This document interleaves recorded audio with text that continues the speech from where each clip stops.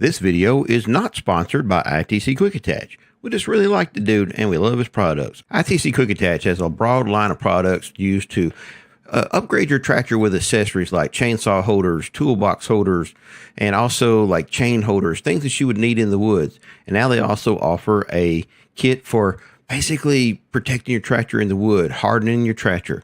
Get 5% off using code TONY5. Check it out, ITC Quick Attach. Joe, it seems like I just seen you yesterday. You're on mute, buddy. Hey, I'm welcome. Back. First day, right? Up, That's first right. Time? First time. First time behind a mic. That's right. Never been behind a mic before. Never been behind a mic. So we had it's a deja vu because we were here yesterday at the same time doing basically the same thing. That's right. So if you guys don't know, yesterday that Joe and I were part of this big group on My Clutter Garage live stream. I think there was like 7 or 8 of us social media guys that had went to the show in Louisville. And if you haven't seen that video, you can go to either my channel and look on the link or Joe's channel, and you can look on there and see the video as it was filmed live. And it was it's pretty cool. It's pretty cool to see. You know, we had like My Clutter Garage, Joe, myself, Evan from Country View Acres. Just who am I leaving out? Tractor well, Time now with Tim? well, now we're name dropping him. It's Tractor Time with Tim. We had Nathan from Out of the Woods was in the comments. Lucas from Peaks Peak. Lucas Peaks Peak. Brad from Piney Grove Homestead was on. And check the comments out too, because we had a lot of YouTubers over in the comments too. So we had it was pretty cool time, and not something you do every day to be invited to something like that. So I sure appreciate Ed for inviting us. Ed, if you don't know My Clutter Garage, he has probably got the best live streams on Monday nights of any YouTuber I know. Oh, bonjour, Pierre. Hello from Quebec. Je parle un peu français, Pierre. Un peu. So, Vance, what's up? Wheeler Farm, Kent, Kevin Fee. Kevin Fee there. Hello, buddy. He came back for more, brother. Hope Construction, he's back. That's right. Appreciate y'all coming in, checking in with us tonight. And I know that this is a lot. And hey, next Tuesday night, we won't be here because we have something going on, but I did wear my patriotic hat. Oh, yeah. So how about that? Got vote. Stars and bars on there. And go vote. Yeah, so we figured we've already, poor Lucas, Marcy, you're very welcome. Yeah, we had Lucas on when we had a debate, so I felt like we kind of shorted Lucas a little bit. So we need to have Lucas back on and let him talk a little bit about some of the tractor discussions he's having. But yeah, we won't be here next week. But this week, we are going to be talking all about the tractors that we break. Well, the do's and don'ts. There are some do's to do with your tractor, some don'ts. Tractors that I break? Yeah, exactly. Hey, we got a special guest that knows everything about breaking tractors coming up here. That's right. That's right. And everything about, and he's actually just coming on as a friend, not really to represent ITC, but he also builds some things that can help protect tractors, which are really nice. So, yeah, absolutely. Yeah, tonight, listen, I would love for everyone in the comment section, you guys, again, this is our bunch of friends hanging out, campfire chat. Yeah. And no real plan. Talking about how I'm going to talk about like first time tractor owners and mistakes they make as far as what's broke on a tractor often and then damage that's done to tractors because of first time tractors. So if you guys are out there and you think of something that I haven't thought of, by all means, please drop a comment there saying, hey, this is a common mistake, because I think this is also a good time to learn. So if somebody's, we put the title as, something along the lines of, don't break your tractor. So people will do research on tractor and they may come across this video. And I think this will be a really good asset for them. Well, it's almost like a hunting channel too, because it's the do's and don'ts of, I don't know who wrote the do's and don'ts. So that's some Paris grammar. It's not my fault that voice recognition can't understand good Southern. That's all I'm saying. I mean, I said the do's and don'ts of tractors, and it said that it put in the title and it says does and don'ts, and I didn't see it, and I published it, and I get a little text message like, you might want to correct that spelling. Yeah, it's all right. So Kevin, to answer your question, we won't be on next week. Next Tuesday's election day. I'm sure everyone's going to be watching a lot of coverage and things like that. So not this we'll guy. hang out.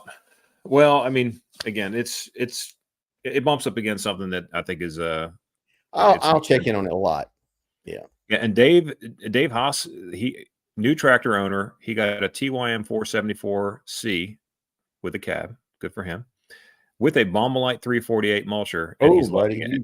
I love it. Love No that mulch. question, you're loving it. That is literally my favorite tool. Let me ask Pierre, I can't remember. Did I meet you in Canada? If let me know in the comments. I can't remember. I met so many people over the years. Yeah, well, I think he might be. I might have met him at the sawmill show thing that I went to. Okay. I don't know too many French Canadians, but either way, you're still welcome, and we love you. When we were kids, we went to. My mom took us. My parents were divorced when I was basically a baby, and my mom took us to Quebec and Montreal, and we were exposed to the French speaking regions of Canada. And my sister fell in love with it so much at that age that she ended up going to college for French. She has a master's in French, and she has a PhD from Vanderbilt University in French. So you're saying that she's very much smarter than me. I'd say she's smarter than all of us. Now she has no common sense whatsoever, but she's smartest dumb person ever met. So she can't fight her way out of a paper bag, but she's brilliant. But Joe's outdoor experience. What's up, my friend? How are you? I thought that comment right there was pretty awesome. I'd rather watch you guys. Yeah. I just thought that. So, but Pierre, that is my buddy. So I met Pierre we should have had a shirt made said, Joe and Tony 2024. That would have been good. I like it. Yeah, we should do that. Maybe 2028 we'll do that. There you go. We'll just see. Yep.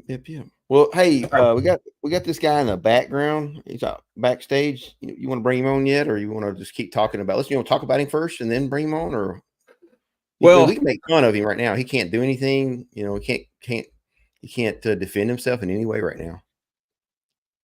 Oh, I don't really know there's any way to defend him, man. He's a great guy. So he's a super dude.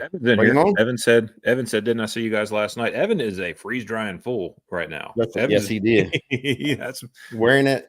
Everybody that gets a freeze dryer the first 2 years, or the first year or so, it's like wide open, and then you kind of get a whole bunch of stuff built up and you slow down.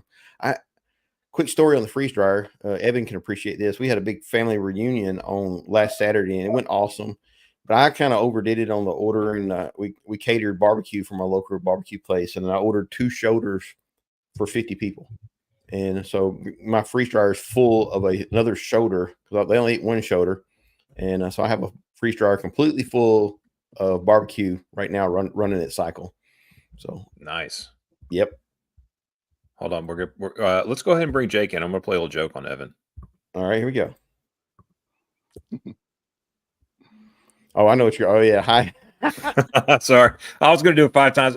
So last night, every time Evan would respond to a comment, it posted it 5 guys. So it was him and Tim both did it. I don't know both of them did it. When Tim posted something, it did 5 times as well. Yeah. Jake, what's up, buddy? How you doing, man? Hey, what's good to have you, man? Yeah, good to be here. So tonight we're going to talk about the do's and don'ts of the do's and don'ts of. I got deer hunting on mine. That's what's going on. The do's and the don'ts. Yeah, speaking of deer hunting, do's and don'ts of tractor operation. And so first off, I'm going to ask you, what is the number one thing damaged on a tractor from a first-time tractor owner? Put in the comments real quick what you think the first thing is damaged on a tractor. You guys don't say, you probably know, but put in comments, what's the first thing a new tractor owner damages? Their pocketbook? Well, that's it. The wallet? The wallet for sure, but I'm talking about like operational damage. While he's doing that, or you guys are texting, I'm going to brag on my son real quick. Look at that. First deer ever. Nice. I posted on Instagram. 12 years old, 157-yard shot. I shook like a leaf, and he was stone cold. Yep. So, how far? 157 yards. So Kevin got it for sure. End loader, yep. Front end loader. That is the number one thing that people, first-time purchasers of tractors, never owned a tractor, never been around it. They assume that it's a construction piece of equipment and like try to dig with it. And you can do a lot with a loader if you're willing to take your time, but a lot of first-time people will get frustrated and like jam and jam on it. You know what I'm talking about? They get on there and they jam on it, and bend the loader frame. That's the number Chris one Whitehead, thing. Chris Whitehead actually did what I thought, because I did that. I didn't do it on my first tractor, but the first cab tractor that I bought had, the cab tractor, your visibility is limited at the end of the where your quick attaches. So anyway, I have been to quick attach channels before. Yeah. So Jake is our resident expert on breaking tractors. What is your number one? The front radiator screen. That was in there. Somebody put it in there. I think that was one of the actual first grill, Wheeler Farm. Yep, he put grill. Yeah, Tony Wallace. That's what we see when people call us looking for protection. It's either that or some kind of line underneath the chassis. Yeah, I think Tony Wallace watched your 474 400-hour review video. Tony, he said, I thought it would be the key starter plastic cover. Am I right, Tony? Yeah, that's right. So for people who don't know, that I did a 250 hour review and was it maybe a 500-hour review on the 474. No, I ain't done the 500-hour, but I was talking about it again, almost 500 hours. And the only thing that's broke on the tractor that I didn't break is the little key thing that the little plastic thing covers the keys up. I was messing with it, dry rod it, the front little cap popped off. So that's kind of my running joke.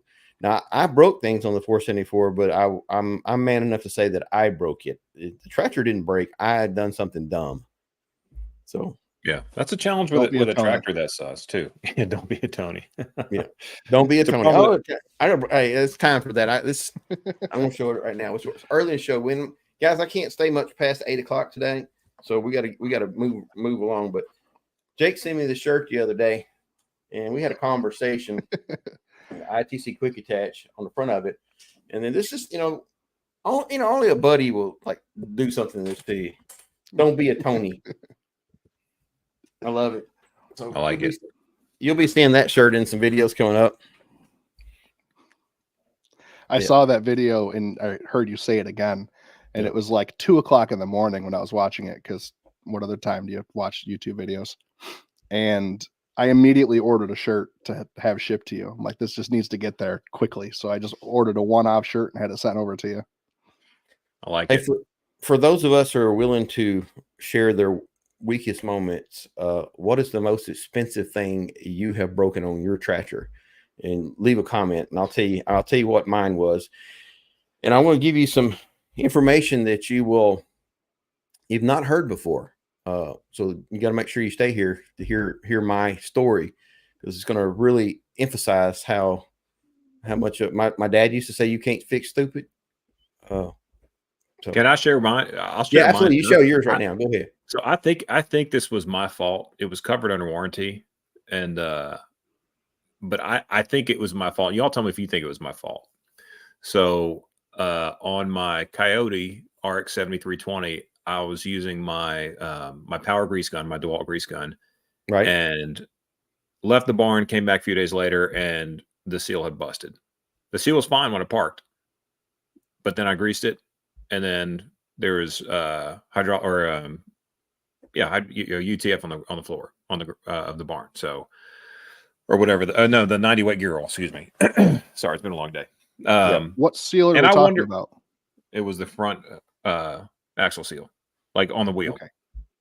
I think I busted it, but maybe not. Maybe it was just something that failed and dirt got in there and ground it down. And so a lot of times they said that's not an uncommon thing. They've seen it before. They just questions asked, covered under warranty. But anyway, a lot of times what will happen on front axles, you'll see them leaking around the seals. Well, on top of each axle, generally when they put the oil in, there's a breather valve, and we'll get mud or dirt in there and what clog that breather valve up. And as the oil heats up inside the axle, it expands and it gets to a point where it'll start pushing oil out. And then the reason that breather valve is so important is it'll let that air expand out. And then also a lot of times they'll have a check valve in it where it lets the air go out. And then whenever it cools off, it instead of letting the air suck back in, it actually sucks the air back in around the seals, moving, keeping the oil in. So that is so I didn't do it. Huh? So I didn't do it. Probably not. No, I wouldn't say no. I don't know. I mean, maybe if you overfilled it, it's the only thing possible. You know, that's an option. But then it would just come out of the top, though. I think so. Yeah. I think it's probably not that one. Wouldn't you? What about you, Jake? What you got? Probably a door on a cab tractor. Oh yeah. As far as operating a tractor, when I was like 12, I messed up a different tractor, but I did it with a trailer, not the tractor. So that tractor's still broken. Still have it. Still broken. Yeah, I think Evan did that with his. I know Hank has broke a door, and they're like $1,000 too. Well, look at Kent. Yeah, broke the PTO on his first tractor, $6,000. Wow. I was really feeling bad about myself. I still think I'm going to top the list of dumb. So here goes mine. I was in the woods with a posto digger on the rear of the 474. And I was doing some grapple work, and I was going back and forth. And I kept telling myself, I need to take that posto digger off because it's really hanging out. Oh, he said, broke the door, towing it down the road. I'm assuming it flew open when I can see that happening. Yeah. Ouch. So anyway, I backed into a tree with the posto digger on it, and the posto digger literally just jammed up, and it ripped the quick connects for the hydraulics. It literally ripped the threads out of the cast iron valve. So that was like $470 something of stupid tax. Yeah, this is the part I've never told. Has that one on? Yeah, this is the part I've never told. And so you guys, hey, you're my buds, and we share. So about 3 weeks later, I had posto digger on again. I had already bought the valve, put it on, and I backed into another tree and did the exact same thing. But at that time, I had reached out to TYM and said, "Hey, man," I said, "you guys have got a 4-valve, dual rear remote. I'd like to show how to put that on." So they sent it to me. They sent it to me to show how to do an install video on it. So I've never told anybody that story, but I didn't want to pay the stupid tax twice. And sometimes it's a benefit being a social media guy. Yeah. Well, you worked for it, so you paid for it somehow. It's just I mean, I know a bunch of people that bought it, and now I love I don't think I'll ever have another tractor that doesn't have dual rear remotes. It's such a cool feature or two. Like I got a new offset ditch flail mower that you guys can see on the channel. Got it an Ironcraft, and I'm really looking forward to putting that in. And you really need to do a remote for that, so that's a neat feature. Yeah, well, I don't understand what that means. Expensive deal wasn't to the trash. I have an older Kubota that doesn't have folding top and a chunk of dirt raised off the back tire. Oh, he took out his garage door. Ooh, that's what that is. Yeah. So funny story. And I didn't realize I'd done so much dumb things. So I had bought a little Massey Ferguson GC 1705, and it has a very short rollover protection system. And I was out in, I could just fly into the garage, right? Well, I traded it, I sold it and went and bought a LS MT 125, which has a much taller rollover protection. And the first time I was out mowing in the yard, we had a rainstorm just out of nowhere popped up, and I was trying to get that last little cut. And I got that last cut made, and then I high range, wide open. I've been driving in my garage like that for 2 years, and I lifted the front wheels of the tractor off of the ground probably 3 feet before I got that thing stopped and come back down. And it did a little damage to the vinyl siding on the top of the garage, but I was really impressed with how well the tractor was put together because it didn't bend anything. Because I mean, I probably hit that doing, I'd say 5 or 7 miles an hour. I mean, it jolted me pretty hard and threw me in the steering wheel. Ouch. I've got a question for you guys. I know I'm not the only one who's done some stupid things. And all the people we got 55 people in here, and I'm not seeing no like detail what you did to your tractor. Are you not reading the comments? Joe's Outdoor Experience. 3 days after my tractor was delivered, I put it on its right side in a ditch. All right, there's my buddy. There you go. Now that's honest. Praise the Lord, Joe, that you're okay. That's all. Yeah. Man. But Jeff, the topic tonight is the do's and don'ts with your tractor, or as we say it in the King's language or the Queen's language, do's and don'ts with your tractor. So the do's and don'ts with your tractor. We're just talking about some things like the things you can and cannot do. Like, for instance, you don't ever want to curl your bucket down and then push with it, because that's a great way to bend your hydraulic cylinders on your front end loader. So tweaking the loader is obviously an easy way to do it. And we're just sharing ideas like that. And the one thing that I would say too is, I actually made a note of some of the things just to kind of like, if I could bring any value today, to especially, Wheeler Farm said he's still new, has less than 10 hours on his tractor. Well, Wheeler Farm, I'll tell you, fuel is your number one thing you probably want to be very careful of, because these new tractors now, they are not tolerant of gasoline. Papa's, gasoline or Papa's rusty, gravity driven fuel can. I mean, some of the best things to do is, if you're not going to go through fuel very quickly, rotate through fresh fuel, make sure you put fuel treatment in there, check the jugs, because that's the easiest way to mess these newer tractors up, is water in the fuel or algae or something else growing in there. Jeff, we also got end of sermon. Jake here is our resident expert on tearing up tractors, and so if you have any questions for him, he's going to enlighten us on some of the things that he's done. I know we've all done it. Every time we tell a story, it makes me think of another thing I've done. I didn't realize how bad I was until I see other people's comments. I'm like, wait, I've done that too. Yeah. Well, I think that tractors, there's not a huge, YouTube is such an amazing community, because I think a lot of us learned tractor tips and tricks, and, even products like that Jake has, like some things that are helpful, right? Like, there's really the user manual says, like, okay, don't flip it, and all the things not to do, and where all the stupid replacement stickers would go.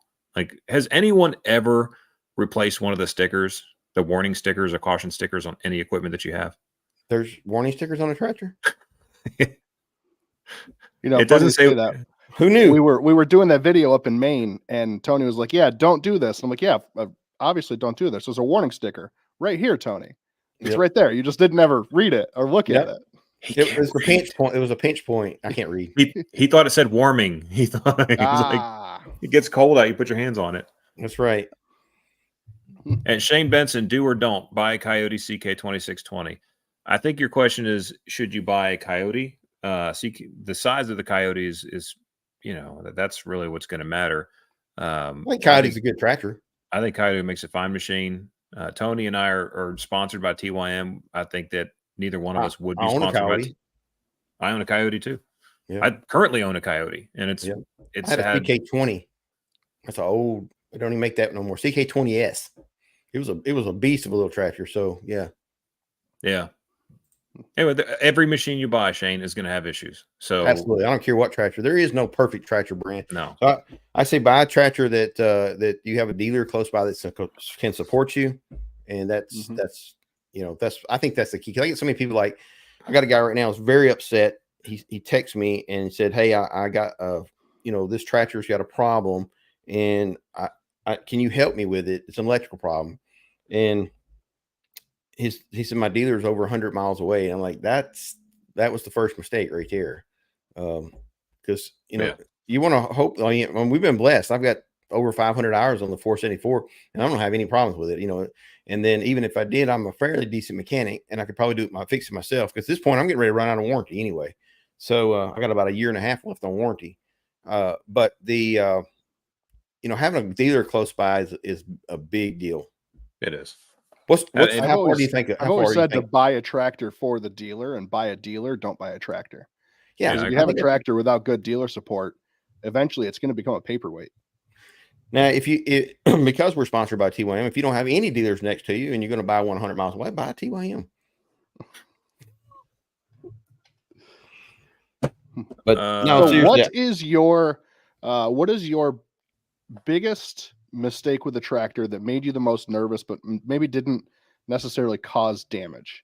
Like the pucker factor. Like, what was your craziest moment that you're like, "Hey, we shouldn't have done that. That was a mistake"? I was backing down a hill. Yeah, y'all leave a comment for that one too. I was backing down a hill with the mulcher on the 348 mulcher, and it was totally dry. It was so dusty you couldn't hardly see, and it was a very, I mean, I'm talking a very, very steep hill. And then the next thing I know, the front of my tractor is aimed up at the sky almost. I backed off into what looked like a normal, just the ground would come down like this and flatten out, but it was a spring. And I backed off into it and literally buried the tractor up past the axles. The 3-point hitch was mucked in the ground. The mulcher had the 3-point hitch all the way to the top of the range. It's a wonder it didn't break the 3-point hitch. But it rested in there, and it took Tanya and me about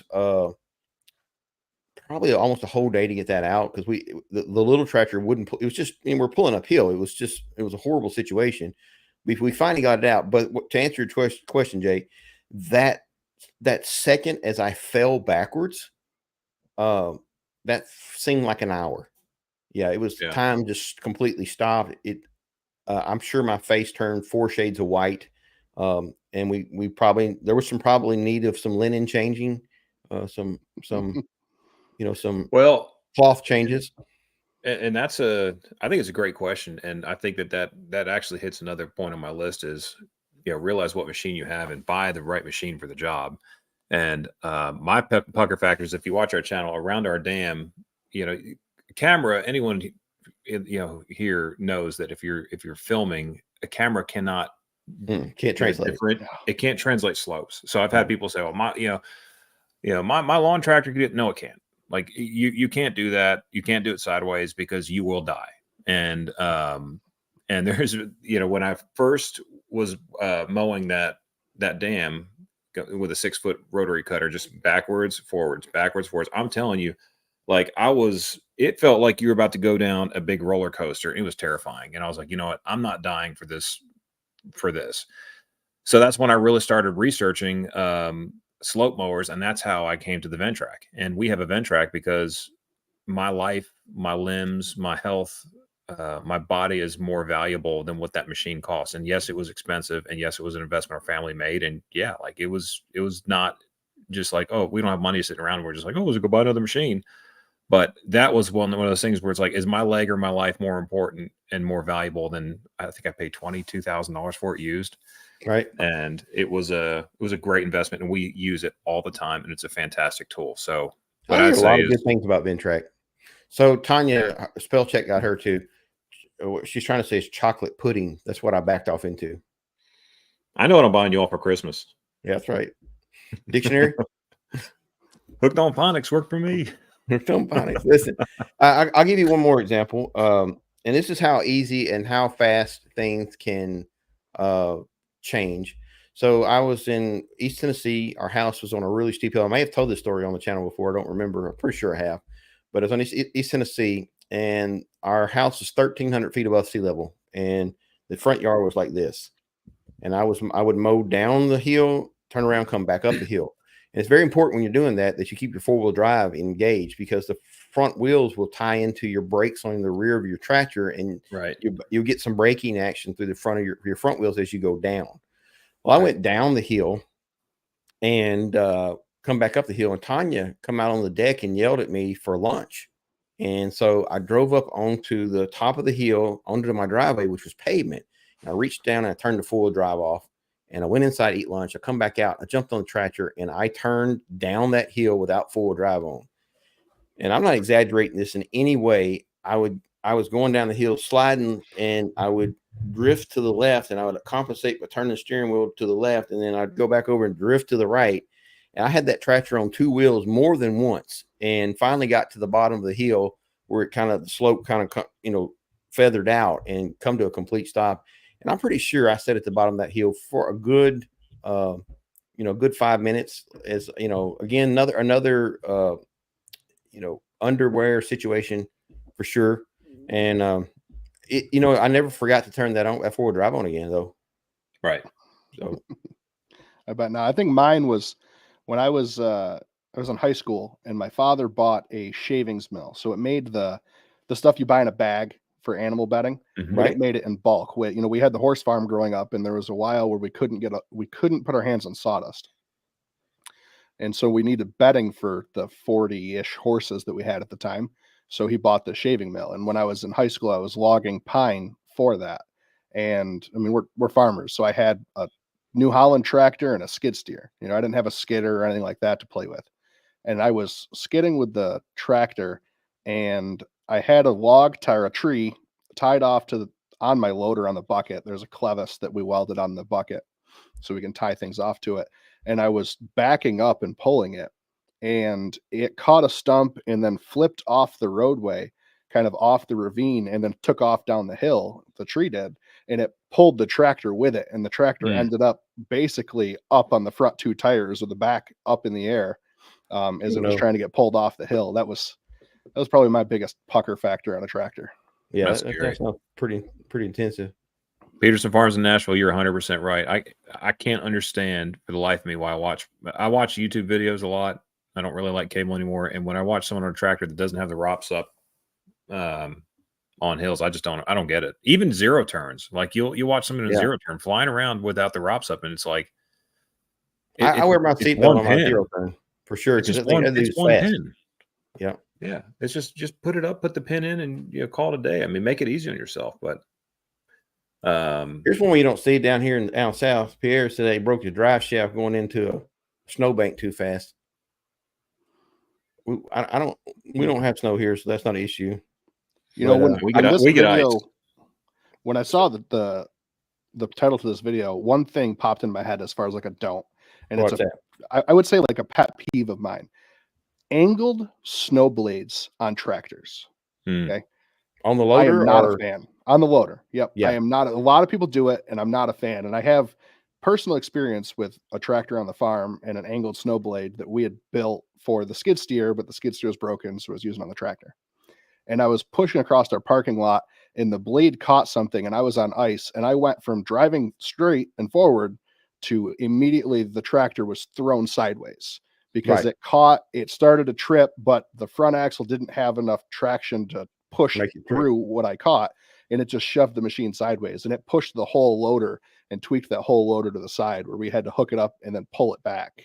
Well, that's kind of a thing. That goes back to what I said about the first, the most damaged thing by first-time tractor owners is the loader. I can't tell you how many people they don't understand what it's meant to do. The name loader, gives it it's a little bit of a definition there. Loader, dozer loader. It's a dozer loader. Load things. You can, like I said, you can be gentle and do some minor cuts, but I see people like just like in second range bury that, just run into a side of a hill with their loader and then fold the loader up and wonder why the loader's damaged. Not the problem with the tractor, it's just not what it's meant to do. Right. Well, Dale and Jeff tractor. Yeah, Dale and Jeff and everyone else. I mean, this is just proof that, I mean, praise the Lord, you guys are okay, and hopefully we all learn lessons. I mean, this is like hunting. When you talk to friends, you're like, I'm not going to wear a safety harness when I'm hunting. You're like, man, I know you look stupid wearing a safety harness. I know that. I know I look stupid wearing a safety harness. I know it's uncomfortable, but it's like, if you're going to go 20 feet up in a tree, like, let's use some of our common sense. Yeah, and one of my most viewed videos, I bent my loader. Yep, that's a fact. Most expensive video too. There's I had clicked on it here. I lost my steering, so I did a video where I was coming around. I was just like no part of this whatsoever. It's on my channel somewhere, but it was a guy had a big John Deere tractor, and he was rolling down the 2-lane highway and lost steering while in road gear and run off of a cliff on the side. And it threw him in. He didn't have a seatbelt on, and it threw him. He was in a cab though. That was, at least it kept him inside the cab. But it threw him into the steering wheel, bruised his rib, and damaged the tractor really bad. And that video's in there. It's if you're interested in see it, where this big crane truck come out and picked it up out of the ditch. But yeah, he let me talk to him. He told me what happened. He said, I was just going from point A to point B, and then he, as he was turning, the road had a small curve. Next thing you know, steering quit working, and straight away he went right off of probably about I'm be very about 20 foot. That's being very conservative. It was a pretty steep fall off, and once you go, you're just there for the ride. Yeah, that's terrifying. Have And either that's, of you ever flipped a machine? I'm not going to answer that question because I'm No. about to knock on wood if I do. No, I've never turned a machine over. I did load a big, like a 10-yard, not 10-yard, probably a 5-yard loader. In the Army, I was going up ramps on the back of a Army lowboy, and as I was going up, the lowboy ramps broke, and the whole unit just fell backwards like this. I felt the front end come up, and I didn't know what to do. I was halfway up on the trailer, so youth and inexperience kicked in, and I just gassed it, and it climbed on up. It climbed on up there, but now I probably would have just got still and let it see what happened, because I could have figured. I didn't have my seatbelt on it either. I would probably figured out which way I wanted to get off that thing. Well, and I know me. That's that's one of the reasons I bought the Ventrac, is because I'll get to the point where I'll get comfortable, I'll get tired, or I rushed or something like that, and I was like, you know what, I just know myself. I've got to do something to mitigate that desire to just get something done quickly. Like I flipped a 3-wheeler before and stuff like that, but I mean, it has to be the right tool for the job, and I have to know that I have enough time to finish it. Right. So this story here from Dale brought up another, another story that I had happen. I think it's early on in my tractoring career. I was out in the woods and not even trying to push a tree down, but the loader stuck out a good ways, and I was making a turn and I bumped the tree, and it just so happened that tree was dead, and probably about a 6-inch diameter limb that was dead, probably 7 feet long, come flying out of the top of the tree, landed on the side of the loader and stuck in the ground about probably 4 or 5 inches. Now, know, if that fell on top of me, that would have killed me. That's it. Yep. No, because it hit the loader and still went 4 or 5 inches in the ground. And Ambient City Farm, I'll tell you, if you have a serious slope, like just you have to think about how long are you going to roll the dice on that, and how long are you going to own that property, and how long are you going to mow that hill. And it just takes that one time it's wet, or one time that a groundhog dug out a hole or something. And I don't work for Ventrac. I don't, they're super kind people. Like, we have a good relationship. They've sent me t-shirts and hats and stuff, and they sent me a suspension seat for my Ventrac, but I get nothing out of saying nice things about that machine, but that machine is fantastic. It is very easy to drive, and it will save your life. So we've seen a lot of things at the show too that would, you're talking about the Ventrac there, but there's so many now where there's remote controlled. There's a remote controlled Ventrac, and there's remote controlled mowers. They're so expensive, though. I mean, the thing is that, like, there's not a lot of versatility in some of that stuff. Unless you're a government who's just gonna, money literally grows on trees. I don't know how you afford it. Like, some of those things are $100,000 for a remote control, mower, where the Ventrac. I mean, I think brand new, totally decked out Ventrac's like $40,000. You get a used one cheaper than that, obviously, which I did. But you could take that mower off and put a tiller or a stump grinder or whatever. It's almost like a compact tractor and a skid, like a compact skid loader, like had a baby. Like, I don't know, they're great. They're cool machines. All right, Yeah, I could see the remote control being feasible for a business that's operating and needing to do slopes. That would be where it would make sense. Yeah. I told Aaron from Ventrac at the show, I was like, man, I think that is super cool. I think he'll sell a bunch of them because municipalities will buy them for people who aren't skilled enough on them. Yeah, if a Ventrac can't cut it, you don't need to put a machine on it. Like, it's just that simple. Yes, Wade, same thing, brother. Honda 3-wheeler, the old Big Red. Yep.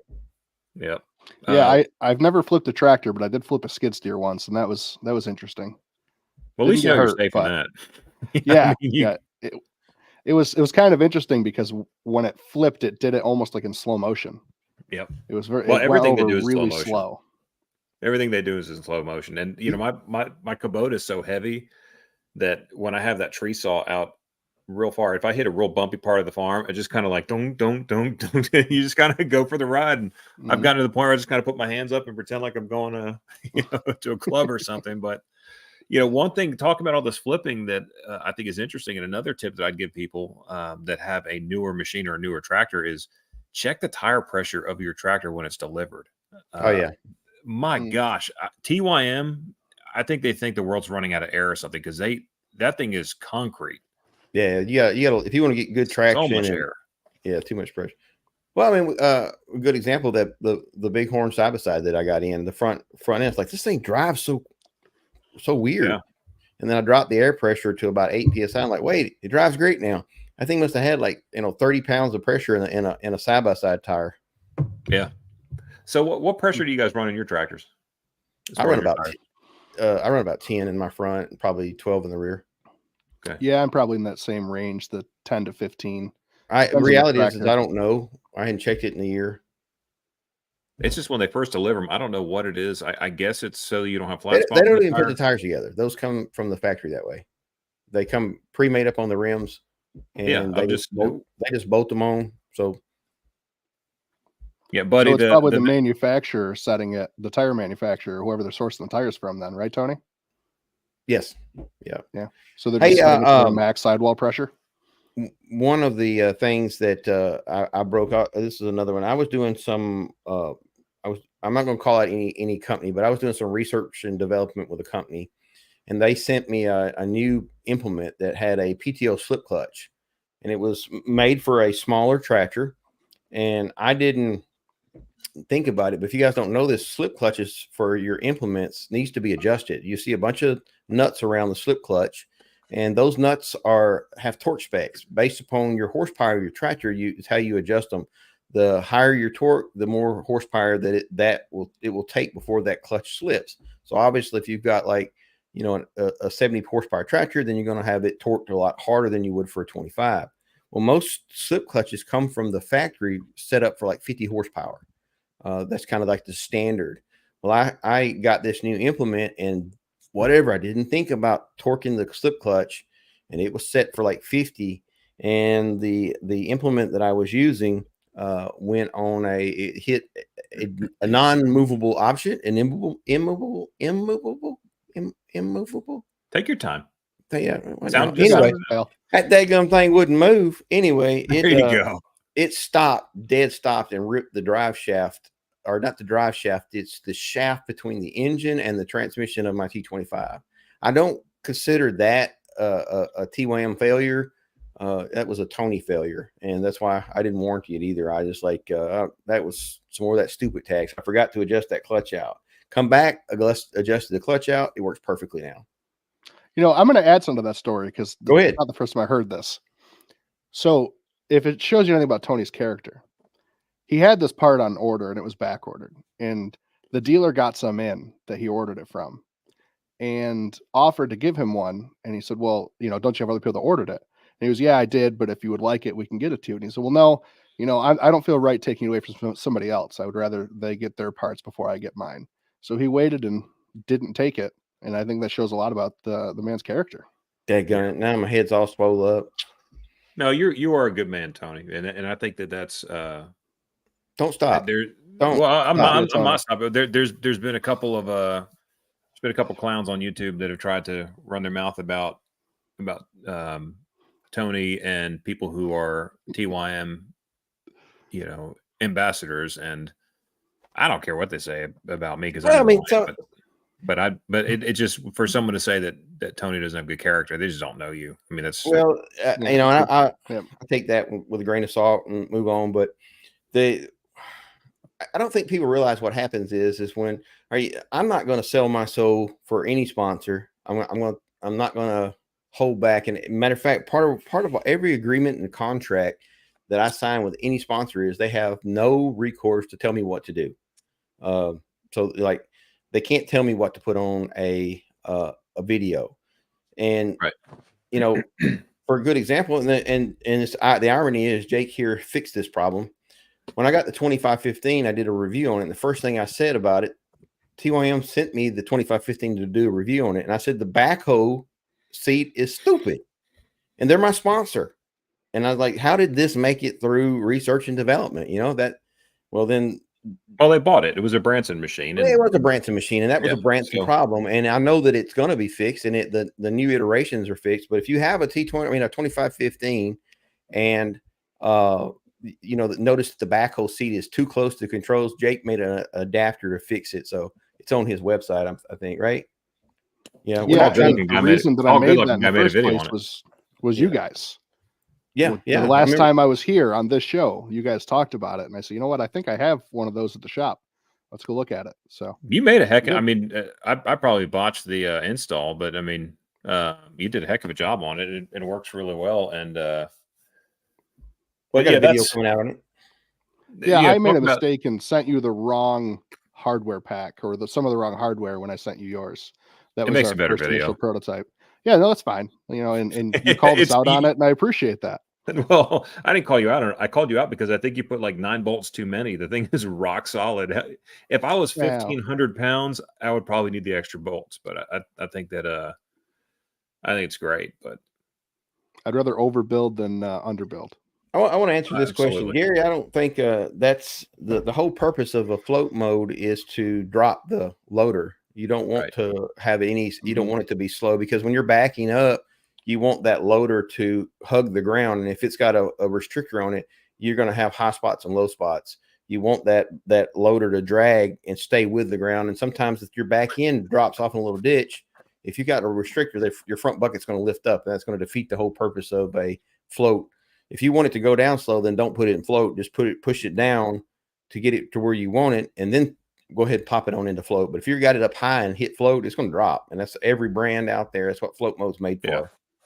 Just make sure that when you put it in float mode, you put it in fast, because otherwise you pick the front end of your machine off the ground, and then it hits float mode, and then your machine slams down.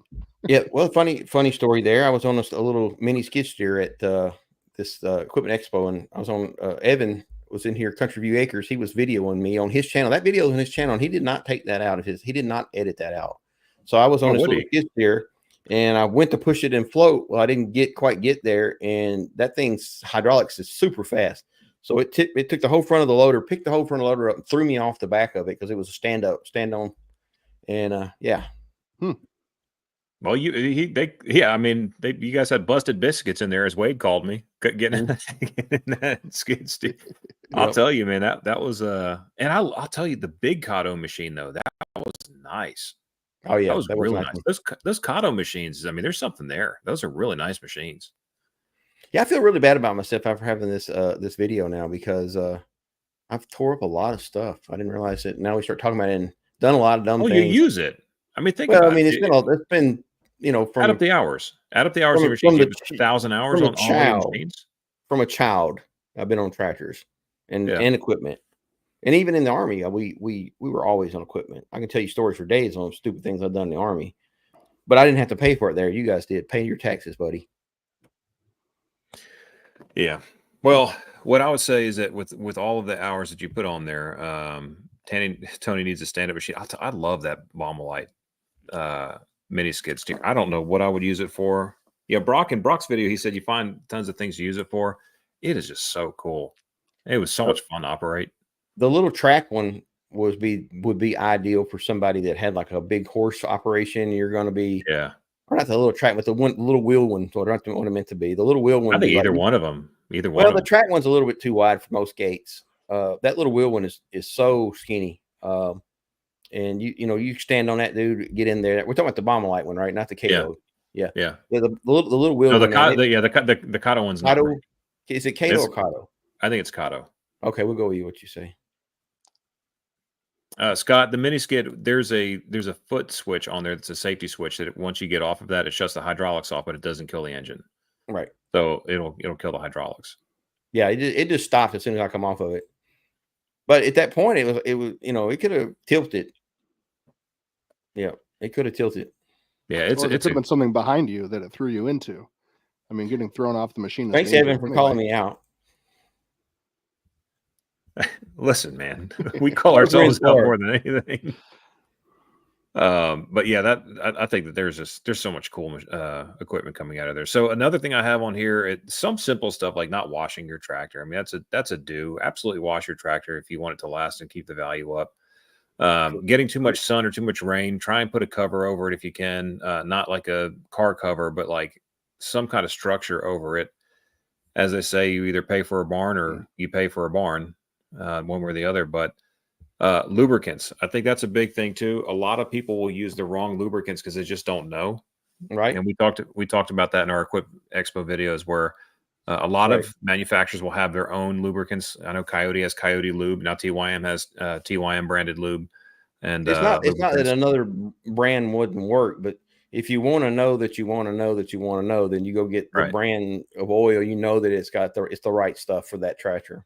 Well, the thing is too, it's not more expensive in most cases, right? It's very reasonably priced. You're supporting your local dealer by doing that, which is extremely important. Like if your local dealer, if you want them to be there for you when you do something dumb, and get your machine back up and running, well, when you're going in there buying oil and buying filters and buying those kinds of things, which you can go to O'Reilly or Track Supply, wherever you want to go, or you can go to your dealer. I think that when you go to your dealer, you build that relationship with them. And for me, I have multiple brands of machines. So if I have a TYM oil and filter, I know it's for the 2515 H or it's for the 5520 CH. So, you know, if it's for the Coyote, then I'll have a Coyote label on it. If it's for the Kubota, I'll have a Kubota label on it. So here's this brings me. This right here is a great comment. When you wash your machine, you see a lot of loose bolts. Yeah. I'm going to say another comment, thing, Peter. It's going to lead into this too, as far as first time tractor owners. One of the things that they fail to do, a loader is a ground engagement attachment. It engages the ground. It flexes. It takes a lot of abuse, and so many people will not. You know, it's about every 50 hours I check my loader bolts. I retorque them, and people are getting mad that they have to retorque a loader. That's just part of any tractor ownership. It's not a car. You know, the loaders are taking immense amounts of abuse. So every time that every time you do a service, 50-hour service, whatever, like I said, 50-hour service for sure. But I would go as far as to say, pull your loader bolts out, put some red Loctite on them, put them back in, and then make a mark with a paint pen so you can tell if any of them are backed off. Another thing, like what Peter's saying here, is if you wash your tractor, you can see around the bolts if it's rusty. If you see rust around a bolt, that means that bolt's loose. There's no ifs, ands, or buts. What about annual service? Do you guys, regardless of hours, do you guys do like an annual engine oil change in your equipment? I do. I always have.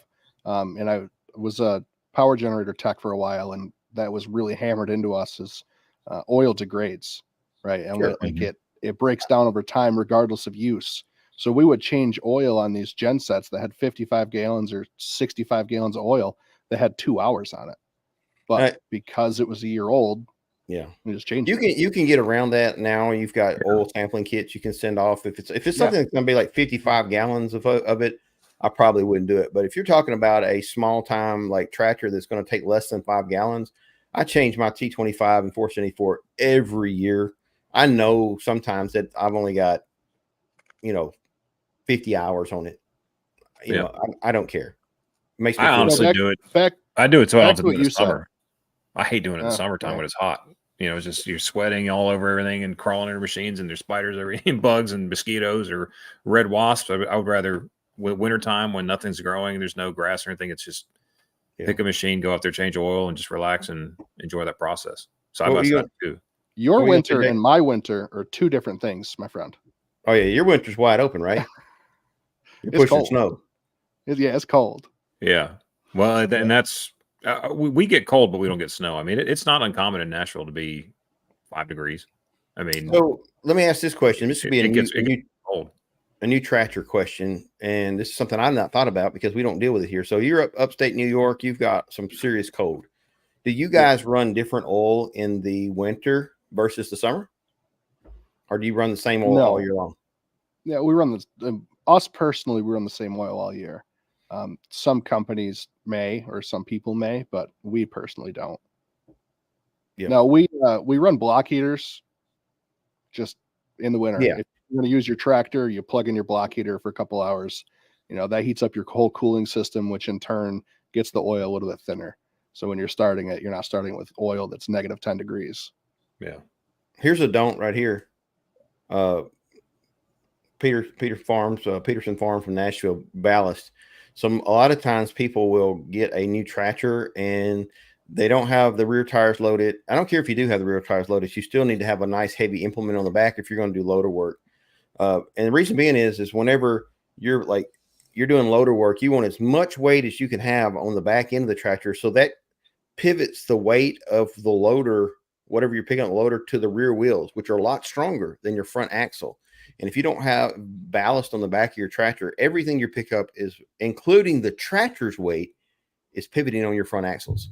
So that's why having rear ballast is so important, not only from not only for just keeping it safe. You want that tractor to be stable, but every time you pick up a heavy load, and even though your tractor is heavy in the rear end, you pick up a real heavy load and you don't have ballast on the back of the tractor, you're removing you're pivoting all that, shifting the weight of your whole entire tractor, and everything you're picking up is shifting up and going to that front axle. And that's why so many people, the first time tractor owners, my tractor, my front wheel fell off, and they're not using ballast. And on top of that, they're picking up a heavy load and then going high range and running across the field trying to get something done really fast. And you think that same load that, say, 2,000 pounds, and hit a bump, the front end drops 6 inches. Well, all that weight is multiplied as that drops and then comes to a dead stop. It just, whatever, that 2,000 pound may have been 8,000 pounds of force on your front axle. And so you never want to run fast when you're picking up heavy loads. You always want to have really heavy ballast in the back. Yeah. Yeah. And like he said, tire ballast and loading your tires, that helps, but that doesn't transfer the weight to the rear axle. It just makes the back of the tractor heavier. Right. So you have to have that 3-point implement to actually put that weight on the rear axle. Otherwise, you're essentially just like hanging extra weight off of your rear axle rather than like pushing down on the axle. It's great for traction. It helps, but it's not the same It's just not enough weight. Also, you got to take into account that, just for example, if I push down right here, right? If I push down right here, I can apply so much weight, and it's, say, 100 pounds. If I push down out here, I got more leverage. So the further you take that weight on the back of your tractor and move it towards the rear, the further rear, the better the ballast is. So I run 1,000-pound mulcher all the time. Wheel spacers, yes or no? I vote yes. Yeah, I do too. I mean, I don't think there's anything wrong. It depends on the space. I mean, if you can get carried away and overload your axle. You can. Yeah, you don't want to go too far. Yeah, you don't want to be putting like 12-inch spacers on. Yeah, you want to do like 3-4 inch spacers at the most. I think, or most of them like 3 inches. The ones I've seen, maybe 4 inches. Even an inch on each side gives you. I mean, 1 inch of width gives you a tremendous increase in stability on the slopes and everything. And a lot of it too is speed and just using your best judgment. Sure. And you actually brought something up there, Jake, about plugging in block heaters, and that's one thing I had on my list also. Today, I literally bought 5. And again, I'm not. Gulu has sent me some, I've talked about them on my channel before, and I think I may have mentioned them all here before. Yeah, from time to time, people will say, "Hey, we want to send you something to let you try it out," and I'll typically respond back if it's something I would actually use or buy. I'll say like, "Hey, you can send it, and if it's great, it'll make it to a video. If it's not, it won't." It is what it is. And they were people that I was at Josh's Stony Ridge Farmer's place, and I saw him use one, and I was like, "That's amazing." And then they reached out. I was like, "Yes, I will try one." And then they've come out with a battery tender. So right now, I think I paid $28 and I bought 5 of them today. I bought one for the skid steer, both TYMs, the Coyote, and the Ventrac. So I bought one for each of those machines because it is unbelievable how expensive batteries have become. I remember batteries were like $49. You get a high quality battery, and now it's like my F350, we call it Charmin, that old F350. Both of the batteries are dead in that thing. It's going to be $600 to replace the batteries in that truck. Yeah, I absolutely. paid I just put one in my for the Tahoe truck. for 300. Yeah, I paid $1,500 for the truck. Like, so I'm like, well, I'll just let it sit there dead till I need it, and then get the most expensive one I can with the best, well, not most expensive, best warranty, because they are so expensive. So Absolutely, batteries are unreal now.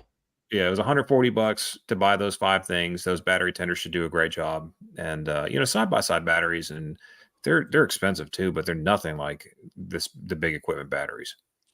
If a lot you of people guys have don't- an interstate store near you, when it comes to batteries, check them out because they do refurbished batteries with a pretty good warranty, and usually they're really, really good priced. Right. Well, they're also a faith-based company, which I've mentioned before. Interstate's on. They have their faith statement on there. If that's important to you and you want to put your money where your values are, I will buy an Interstate battery anytime that I can because of that. And TYM, actually, mine came with an Interstate battery, as did my Coyote. Yeah. So Wade just pointed this out. There's a lot of first-time tractor purchasers that are be watching this video. You can, each one of the wheels on the tractor has a disc, and you can turn the disc out. It's a dish, I guess is a better way to say it. It's got a dish. So if you turn the dish out, it's going to cause the tires to be at their widest point. And then some tractors, like you get into the bigger tractors, they're going to actually have adjustable settings where you can set the width of the tires. And I see a lot of people on the tractor forums going, I need wheel spacers, but I look at the picture of their tractor and they have adjustable wheels and they've not turned them out. I don't think they realize they are adjustable. So a lot of them are adjustable, and then most every one of them you can take the right wheel and move it to the left side, tread still going the correct way, but you get a little bit further, a little wider situation there. Not all I of need them. to do that. I need to do that with my 5520 because at first glance, I actually asked them to have them at the widest setting. At first glance, I thought the dish was inverted, but it's not. So that's a big old tractor, man. Them tires gonna be heavy. Oh, I know, and they're not loaded yet, which I need to do it before I load it. Well, when you come to the farm and we do our little project together, maybe you and I'll do it together. That way I can put you to work. What size jack do I need for that? Gosh, that tractor's heavy. Oh, it's not that bad. Automotive jack be fine. Yep. Figure most of your floor jacks. Get you that little one that goes in the back of your. I've got a bottle jack. Get that little Yugo jack that you wind. It'll be fine. Yeah, I'll tell you. Anyone who has so I have a Silverado 2500, and I had a tire blowout at like 8,000 miles. If you own a Silverado or a Ford or any kind of newer kind of truck, I want you to go at some point soon and look at your tire changing equipment that comes with your vehicle. It's crazy. When you're done laughing, go ahead and do what I did. Go find yourself a cheap impact gun with a battery. Go ahead and get the right bolt on there, or the right I don't know why I can't. Yeah, I can't think tonight. That socket thing? Yeah, I can't think tonight. Get the right socket on there, because that will make your life so much easier if you have a flat, and also know how to get to get that tire out. Because some of these new ones, like I had to take my key apart and put part of my key in the back and turn it, and it was like text me, buddy, on the side of the road. So Kevin's gonna text me a question. Kevin, do you don't want to ask us with the group? I mean, we're all friends here. The internet's not forever. How about Ed? How about Ed? Tires are expensive too. Very inflated. See what I did there? I love that. I love that. So yeah, is this thing on here? He said 4 foot wide. Well, I say this: the B2601 is very low center of gravity. But still, I mean, putting space around it's going to make it more stable for sure. Especially when you're using that rear motor. That dude's heavy. Yeah. So that any width on the rear end is going to make it more stable. And Tanya, not all dealerships do it. Kevin's the TYM dealership I'm working with, they don't offer loading tires. They basically just sell tractors. They don't. Right. There's not a whole lot of value out there. So most every co-op will come out to your location and fill your tires for a fee, and they're pretty reasonable. They'll bring their truck and all the juice out to and do it all at one time. Kind of expensive, especially if you're using the like the what is it called? The beet juice. Yeah. Rim guard. Rim guard. Yeah, beet juice. I use water. Well, Hank's in Florida. Hank's in Florida, so he put basically just water in his. He put water in his.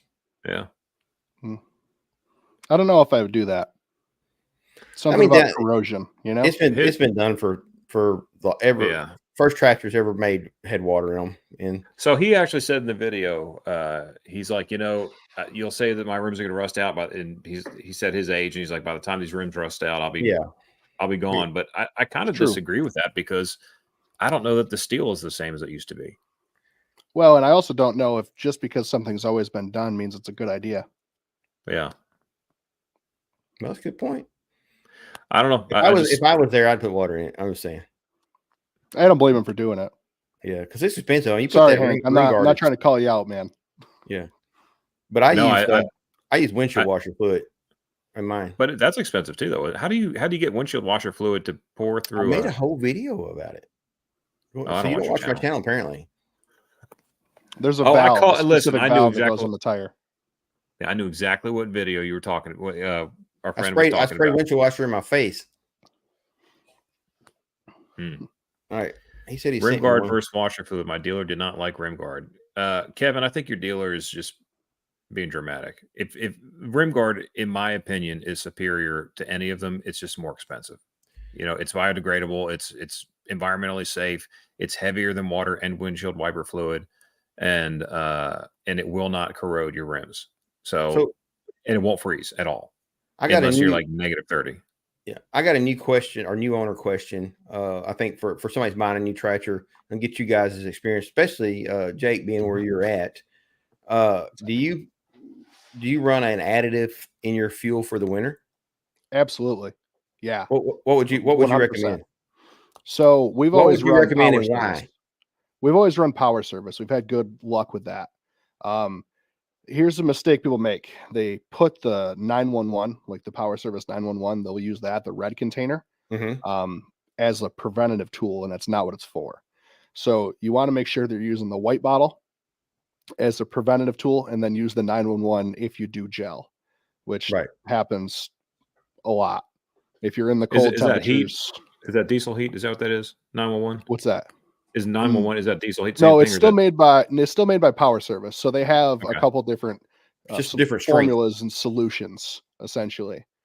And the red bottle is 911 to be used in a 911 situation. Right. You are gelled, you need to get going. It's not the best for all the O-rings and stuff in there. Hot Shot Secret is good stuff. Everything they make is good. So that's another good company that's a good question there for first time tractor owners. And it depends on where you're at. Like where I'm at, I don't add, I run Lucas through mine every once in a while just to make sure that I have keep my injectors clean, even though the manual says don't do it. I've been running Lucas for years and I've never had any issue, but we don't add additives. We have winter fuel and summer fuel here. And I'll just make sure that I put winter fuel in right about the time that it's going to start freezing. But I mean, an extreme cold case here for us is, we might have 1 or 2 days a year that gets down into single digits. Most of the time we're going to be I think our average winter temperature is like 40. It's not just that. We don't have snow. So it's like in many cases, if it's 10 degrees outside, the tractor's just going to sit. Yes, Wheeler Farm Seafoam is good. I use Seafoam in all my gas engines, not necessarily diesel. You can use it in diesel, but I use House, and I use it year round. I use it in every tank just because I think an ounce of cure is better than a pound of prevention, or whatever that is. Well, the biggest problem with winter though is gelling. Water freezing up. If you get water in your fuel system and it freezes in the line pre-injector pump, you're pretty much hosed. Yeah, you're pretty much hosed. So so I also have my machines are undercover.